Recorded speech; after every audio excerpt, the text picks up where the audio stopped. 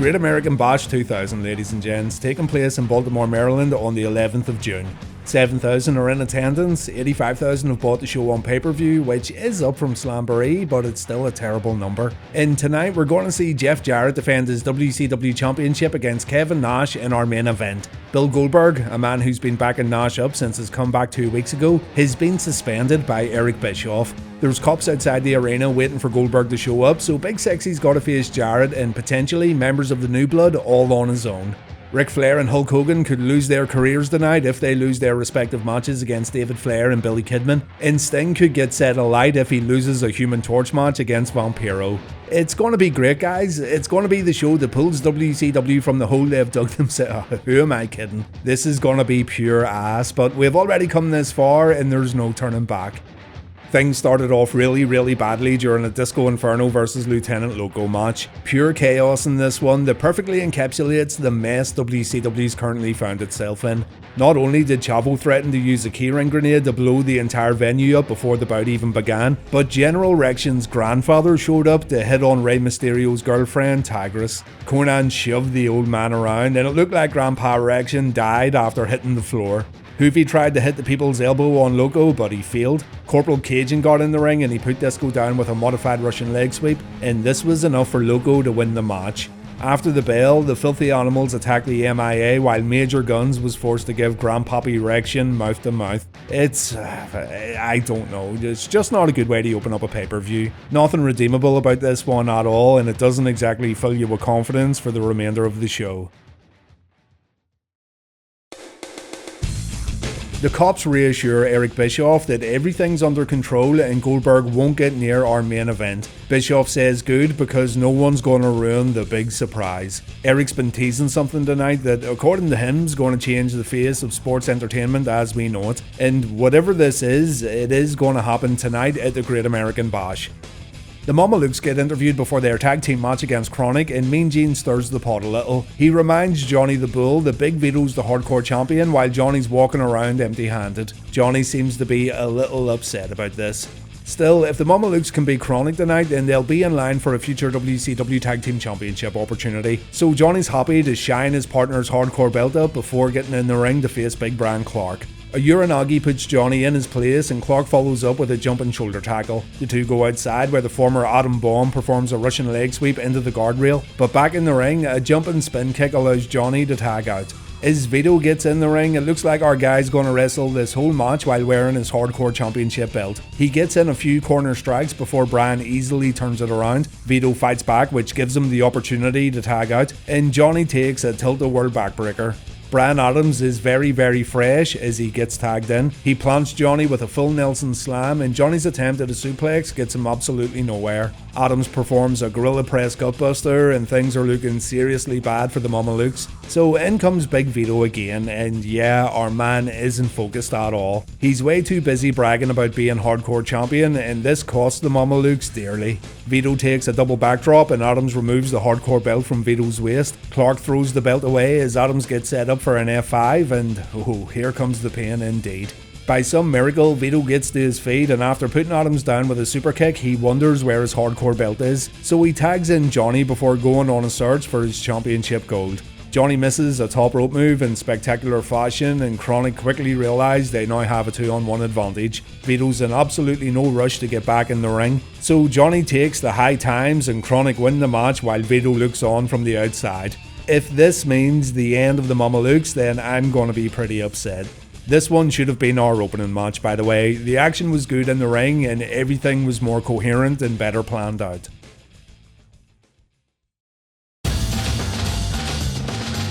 According to Pamela Paulshock, Mike Awesome wants to kill DDP's career tonight, and Paige calls Pamela a bimbo. Totally uncalled for. Paige also calls his soon-to-be ex-wife Kimberly a super bitch, so yeah, he seems to be in great form tonight. DDP versus Mike Awesome's our next match, and it's an ambulance match. Dallas brings his friend Chris Kenyon out to the entranceway, and Chris is still in a wheelchair after what happened at Slamboree. The first thing the competitors do here is take out Ginger Ref because they don't trust daywalkers. Poor Ginger Ref's had a pretty hard time since arriving in WCW, hasn't he? We go outside where Page gets thrown into the guardrail before getting punched into the crowd. Dallas fights back though, and the two get back in the ring holding steel chairs. The two start swinging, and Schiavone says here that Mike and Dallas are like two samurai warriors. I'm not sure about that, but Awesome loses his weapon, so Dallas kindly gives the career killer his chair. Nice.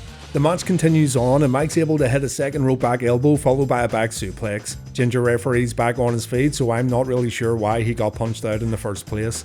Kanyon watches on as Awesome pulls a table from underneath the ring. Dallas takes an Awesome bomb through the wood, and after taking the bump, a few paramedics run down to put Dallas on a stretcher. They begin making their journey back up the ramp. Page rolls off in order to continue the match, so Awesome hits Page with a chair shot before bringing him back into the ring for even more punishment. Dallas gets the chair smashed in his face before Awesome goes upstairs. A big splash flattens Page, but Awesome isn't done yet. He goes back up for splash number 2, and we're going to see more as Kanyon continues to look very concerned. Dallas gets sandwiched between two chairs. Mike goes back up top. Page moves out of the way as Mike takes flight, and so here comes the lovely Kimberly Page holding a steel pipe. Dallas takes a shot across the back, and yeah, that pipe looked a bit flexible, didn't it? Though speaking of flexible, Miss Hancock dashes down the ringside and she removes Kimberly from the equation. After taking all this punishment, Page is still able to stop a top rope attack by delivering a low blow to Mike Awesome, and then DDP looks like he's going to win it after a super diamond cutter. Mike gets put on the stretcher and the boys start wheeling him up the ramp, but then Eric Bischoff comes out and he wants to whack Kanyon with a chair. Fortunately, DDP's able to save his friend and Bischoff falls to the floor like a sack of shit, but swerve bro, it's a swerve bro. Kanyon gets up and he takes Page out with a diamond cutter, and Kanyon is now part of the New Blood. These New Blood swerves are the worst, man. Like, you can do the most diabolical things to a man and they'll still join the faction when it makes no sense at all. Take Sid for example. Bischoff strips Sid of his World Heavyweight Championship while mocking him about a real life stabbing incident on live TV, and Sid then just casually joins the faction with zero explanation. This is the same thing. Mike Awesome, in storyline, almost paralyzed Kanyon for life, and Chris is like, it's all good my guy, give me one of those shirts please. Awesome wins the ambulance match. Honestly, it wasn't too bad, but the swerve finish felt very typical. Is it a bird? Is it a plane? Is it Shawn Michaels recreating his WrestleMania 12 entrance? No, it's G.I. Bro, and he's losing a little momentum as he zips down to the ring. Booker's facing Shawn Stasiak tonight. Shawn's also in camouflage because this is a boot camp match, ladies and gents, and you gotta be hard to detect when working a boot camp match.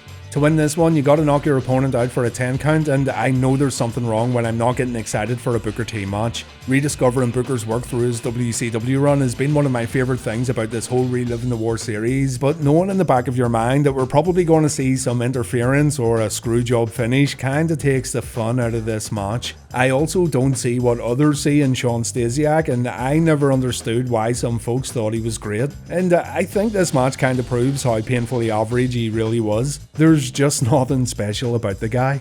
His gut wrench powerbomb right here did look good to be fair, but it's nothing we don't see from other guys. And he had the nerve to lock in a long sleeper hold in a boot camp match that killed off a crowd who were already bored of the match right after G.I. Bro's entrance.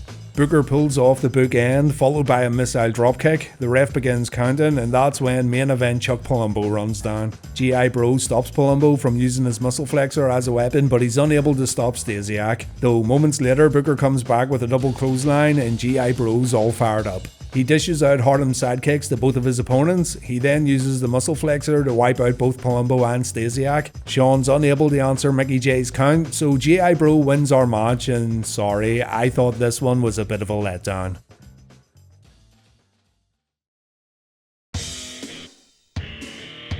Mean Gene Okerlund wants to know why Kanyon why. Chris says no one visited him in hospital more than Eric Bischoff, and Bischoff told Kanyon to take DDP out if he wanted to become a big star. Okerlund tells Chris that he actually didn't take Dallas out because he was seen moments ago getting out of the ambulance, but Chris says he's sure he took Dallas out of the game. As a matter of fact, he's positive he took Dallas out because he's positively Kanyon. We also see the Goldberg monster truck outside the venue, so no surprises here. Bill Goldberg's at the pay-per-view, and I'm sure we'll see Billy Boy a bit later on. Next, we've got a match that absolutely no one wanted to see, a best of 5 tables match between Shane Douglas and the Wall brother. This Shane Douglas versus Wall rivalries completely escaped me, but I do remember Shane walking out on the Wall during a tag team match on Nitro, but again, this is a match no one cares about. It was originally going to be a regular tables match, but Shane ups the ante during a pre-match promo. Shane says, "You gotta break 5 tables to win," so I don't think he knows what the best of format actually means. But as it would turn out, Shane actually gave away what was going to happen here, because it was 5 tables in total that got broken between both competitors. The Wall put Shane through 2 tables on the outside to go up 2-0, but then Shane brought the big man to the entranceway where 3 tables were conveniently stacked upon each other. Look at the way Wall jumped into the tables after taking a punch. Christ alive. Shane used brass knucks that don't look like brass knucks, but we'll call them brass knucks anyway. And yeah, I can't imagine this being a victory you'd be necessarily proud of. Like, you're not going to go backstage and think, "Man, I just beat the Wall. My career's going to skyrocket after this very important victory." The referee gets put through a table after the bout because the Wall's a big sore loser. He does this quite a lot. And the Great American Bash continues on as I continue to question my life choices. It's hard to see the positives here, guys, and believe me, I'm trying my best. The Mamalukes vs KroniK match was okay, and DDP vs Mike Awesome was fine until the ridiculous swerve. This one's going downhill though, and it's going downhill pretty fast. Hollywood Hulk Hogan arrives to the arena. He's back in the black and white brother. Hogan's become a pseudo Mick Foley with all these gimmicks he can tap into, or rather all the different coloured outfits he can wear.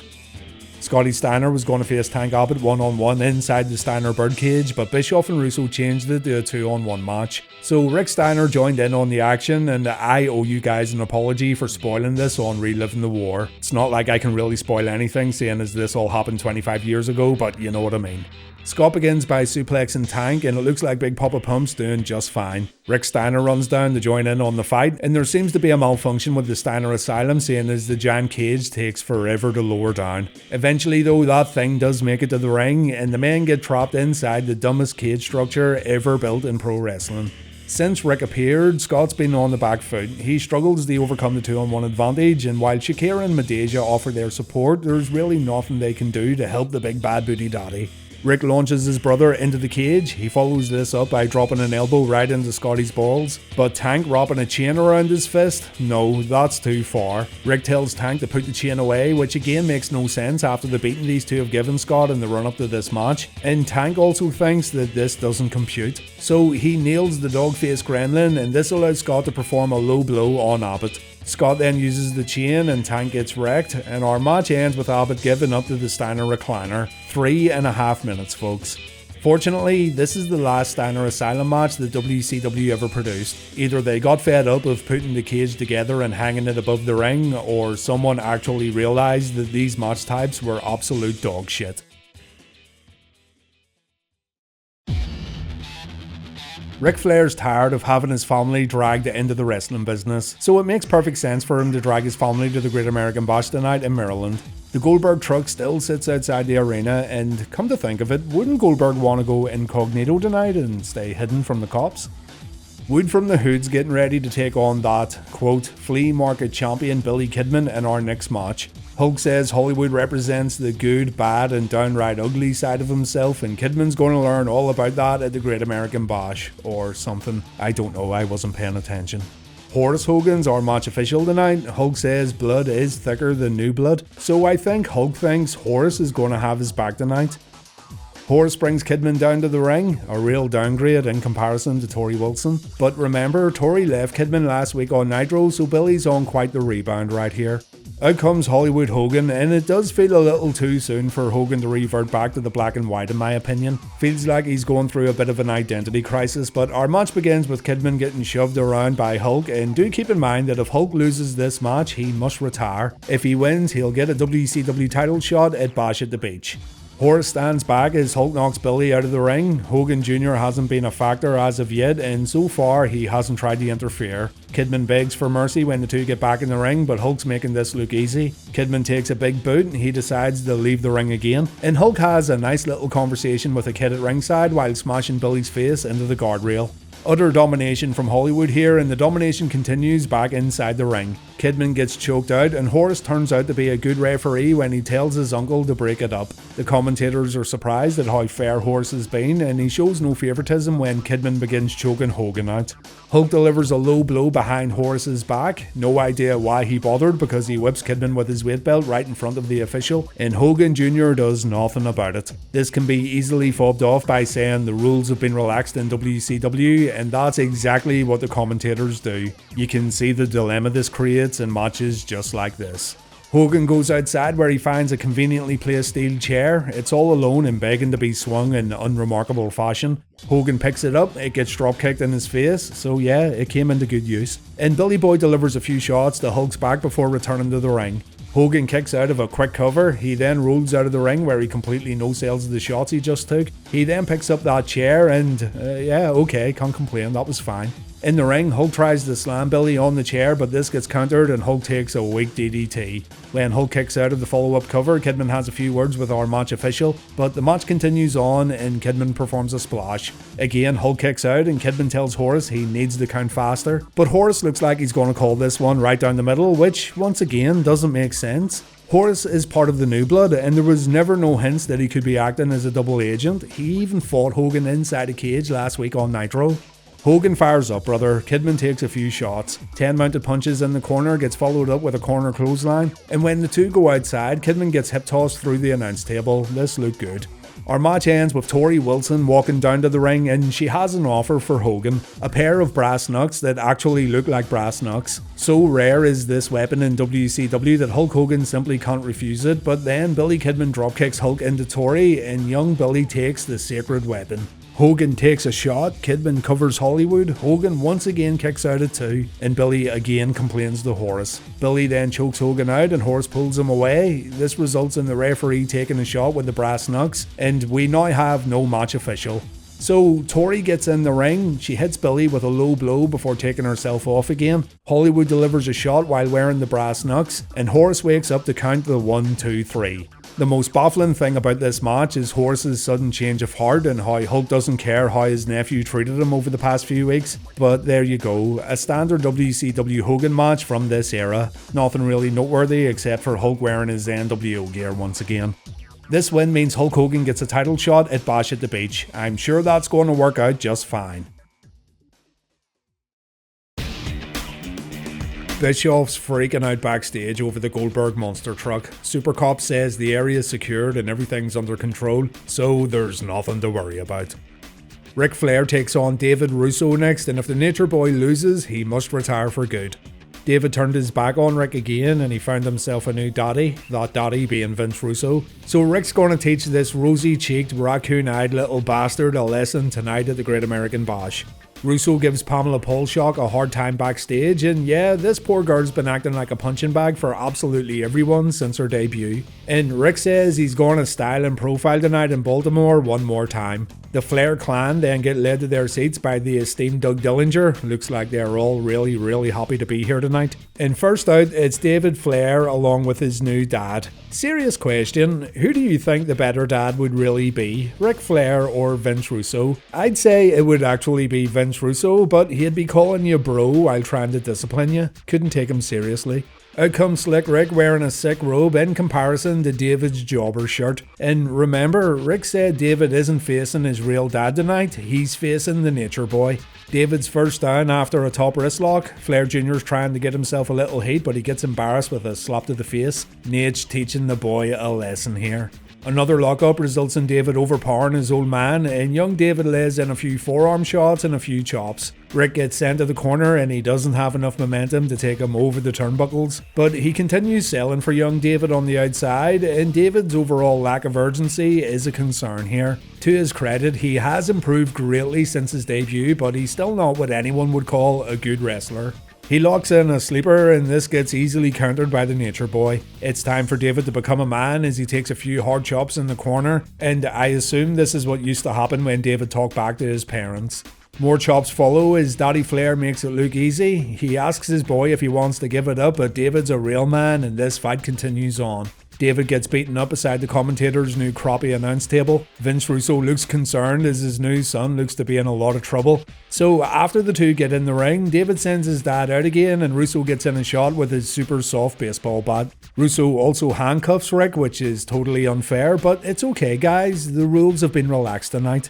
While in handcuffs, Flair takes a few chops in the corner. David performs the Jackie Fargo strut while looking like a total robot. We see a figure 4 from David and Russo's right there to help his son out a little, but Rick stays in it and he won't give up. I've no idea why Charles Robinson's concerned about David and Russo cheating when Flair's currently in a pair of handcuffs, but the move eventually gets broken up and David lays in a few punches. Charles Robinson then pulls David away from Rick, and when Vince Russo tries to get in a cheap shot, Reed Flair jumps the guardrail and he gets shoved down to the floor like the little brat he is. Reed gets up, he hits Russo with a low blow, and he's able to take the handcuff keys before getting into the ring. The keys get dropped as David goes to beat the shit out of his little brother, and so Robinson releases Flair from his shackles and Rick's free to chop his son once again. Ashley Flair, better known as Charlotte Flair, uses the handcuffs on Russo. Vinny Roo's been taken out of the equation and this means Rick can beat up his kid even more with no interruptions. David gets sent to the corner where he tries to go up and over and yeah, you got there eventually, my guy. Now filled with confidence, Rick delivers a clothesline to David and this gets followed up with a suplex. Rick styles and profiles around the ring before thrusting his wee dirtiest player in Russo's face. That idiot David tries a top rope move, but just like his former dad, he goes flying. And at this point, it's academic. This is nothing but a beating. Rick softens up the knee, David gets put in the figure 4 and that's it over. David gives up because he's got no guts and Ric Flair wins the match. Rick will not be retiring tonight folks. Vince Russo gets brought to the corner for a knife-edge chop. The Flair family get in the ring to celebrate with Rick, and I think this match went as well as it could have really. Low expectations going into this one, and those low expectations were most definitely met. Russo grabs a microphone, he calls Rick a piece of shit, and Russo says he plans on retiring Rick tomorrow night on Nitro. Ric Flair and his family don't seem to care as they tell Russo to suck it, and so let's see what happens on the next episode of Reliving the War, and let's see if Russo actually does retire the Nature Boy. I really can't make this any more interesting, guys. Sorry. Next up, we've got a Human Torch match, Vampiro vs Sting. To win this one, you gotta set your opponent on fire, and no one really knows how this is gonna play out. This isn't a WWF Inferno match, yet WCW still promised that someone's gonna get toasted. Vampiro sets a small torch on fire before making his way down to the ring. When Seek and Destroy begins playing in the arena, the torch starts to rise above the giant screen, and look, Sting's up there. Sting's raising the torch and he's got a convenient little holder for it too. Sting grabs a mic. He wonders if Vampiro's afraid of heights because Vamp needs to do a little climbing if he wants to use the torch. Vampiro seems a bit freaked out, but he doesn't have a choice. He blames it on Mark Madden, but Madden's responsible for absolutely nothing in his life, so it's got nothing to do with him. Vampiro does have a blowtorch, mind you, so I don't see what the big problem is. I suppose you gotta use that torch in order to win, but that wasn't specified in the rules, was it? Sting rappels down and the match begins in the ring. Vampiro performs a spinning wheel kick and he screams at Sting for setting the torch above the big screen. Sting fires back with a great looking power slam followed by a few clotheslines and a facebuster, though he does miss 2 Stinger splash attempts, and this allows Vampiro to douse his opponent in sweet dangerous gasoline.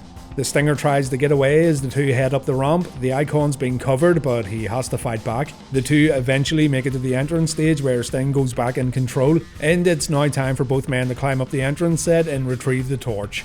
Vampiro leads the way, and when Sting follows, he ends up getting kicked right back down again. The bump didn't look great, and Vampiro also looks like he just shit himself. Still, Mr. Pyro continues his climb and Sting has to play catch up, and when the two finally make it up there, the lights begin flashing, which really doesn't help with the overall presentation.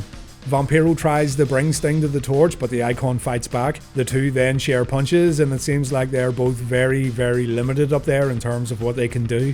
They both disappear for a moment as the stunt gets set up, and the cameras zoom way out so the old switcheroo can take place. You know, I'm not against the idea of companies using trained stuntmen for these kind of things, but you really gotta be smart about how you present it all. You could be watching this eating a box of crayons and you'd still know what was up. Anyway, some dude dressed up as Sting gets set alight and he ends up tumbling from the big screen all the way down to a conveniently placed crash mat. I said this before, but I don't necessarily hate how this played out, and I know people make fun of it, but the production of the whole thing definitely could have been better. The setup was way too much of a giveaway, and I think that's my main complaint about the stunt. The commentators act like someone just died. They have a long conversation afterwards about the safety of the match and how they suspected maybe an arm or a leg getting set ablaze and not someone's entire body. And this feels a bit awkward, seeing as the cameras stayed on the commentary team for way too long. Watch it back and you'll know what I mean. But yeah, all in all, it wasn't great, was it? I am really struggling to stay positive here. This show has been a disaster.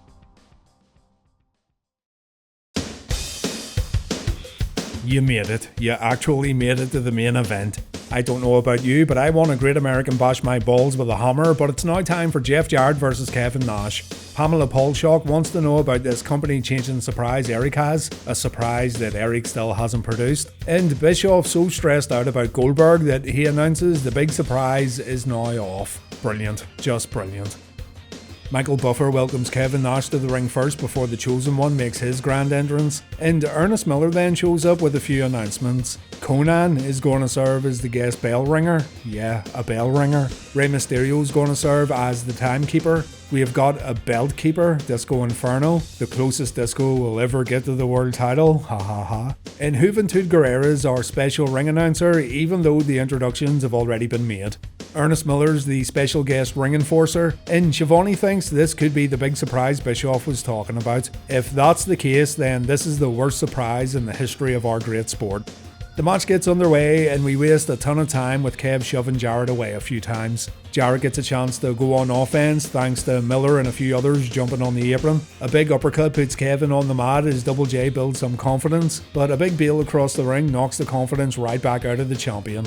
Nash delivers some of his exciting cornerback elbows, and a loud sound in the arena makes Nash, Miller and the fans look towards the entranceway. The problem here is that the sound didn't come across on TV and we have no idea why the action stopped so abruptly. Still, it's a false alarm or a production botch, and our match continues on the outside where Nash momentarily loses his advantage after taking a ring post bump. Big Kev comes back by performing Snake Eyes on the announce table, and we then go into the crowd for a brawl. The two take a walk around while Nash stays in control the entire time. When they get back to the ringside area, Rey Mysterio hits Nash with a chair shot right to the knee. That surgically repaired knee then becomes a target for Double J, and referee Mickey J has to take the chair away from Jeff when things get a bit too hairy.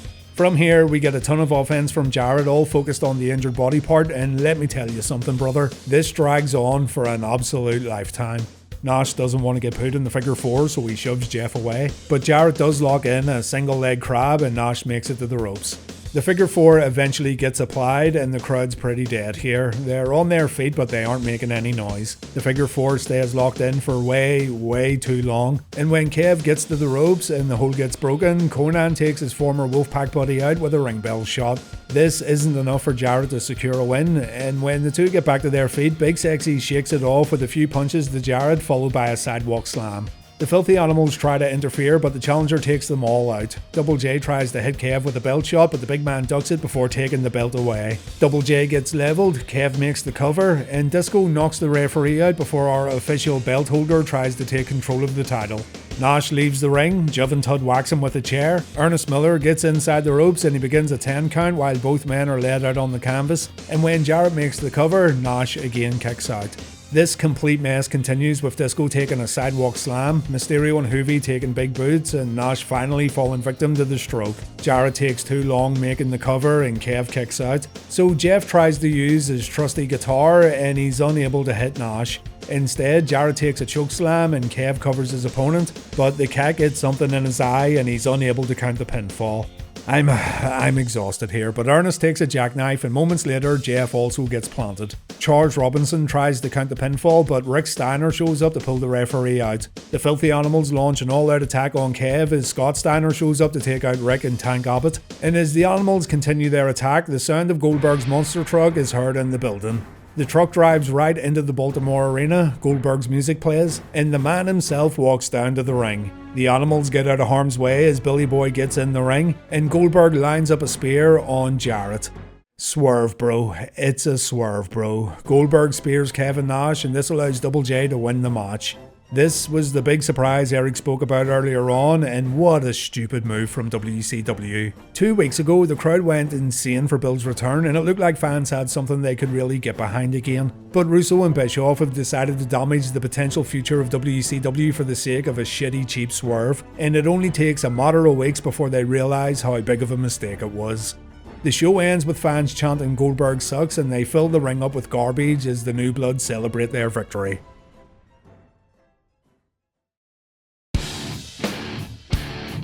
Brad Siegel gave Russo and Bischoff 2 main objectives when they began working together: find the next big thing akin to the NWO, and put focus on the return of Bill Goldberg. The next big thing these two came up with was the New Blood, and well, you just witnessed what their big idea for Goldberg was. Is this going to make fans want to tune into Nitro? No, it's going to turn fans away. What you need to remember is that fans wanted to cheer for Goldberg, and the swerves were now becoming a recurring joke. So people were feeling a little insulted and a little annoyed for spending time and money on WCW. Add in the fact that the WWF were killing it every Monday night, and you can see the problem. We have had 3 heel turns closing out the last 3 WCW pay-per-views. It's now a diluted concept, and it doesn't even matter to Russo if it's logical anymore. All he wants to do is fool the audience. The show sucked, don't waste your time. We'll continue this train wreck on Reliving the War, so join me for more WCW 2000 mayhem. Thank you for watching, folks. I hope you enjoyed this video, and please take care.